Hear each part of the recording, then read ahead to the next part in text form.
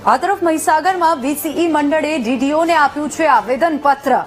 Commission આધારિત policy બંધ કરવા રજૂઆત કરવામાં આવી છે। પગાર આપીને કામ કરાવવા મંડળીને માંગ કરવામાં આવી હતી। ન્યાય ન મળે તો આંદોલનની ચીમકી પણ ઉચ્ચારવામાં આવી છે। તો કમિશન આધારિત પોલિસી બંધ કરવા રજૂઆત કરવામાં આવી છે અને પત્ર આપવામાં આવ્યો છે। પગાર આપીને કામ કરાવવા મંડળીની માંગ છે, જે બદલ આ આખી રજૂઆત કરવામાં આવી રહી છે। અમારી વર્ષોથી માંગણી છે કે અમને પગાર કરો અને કમિશન પ્રથા દૂર કરો। આજ દી લગી કમિશન પણ મળતું નથી અને પગાર પણ મળે નથી। સરકારને વારંવાર રજૂઆતો કરવા છતાં પણ સરકારે હા પાડવા છતાં પણ આજ દી સુધી સરકારે કંઈ કર્યું નથી। ત્યારે અમારે આજે આવેદન આપવાની ફરજ પડી છે અને જો આ માંગણીને ન સંતોષવામાં આવે તો આવતી 24 તારીખે અમારા તમામ ગુજરાતના વિષયો અને અમે મહીસાગર જિલ્લાના વિષયો ગાંધી ચિંધ્યા માર્ગે આંદોલન કરવા જઈ રહ્યા છીએ।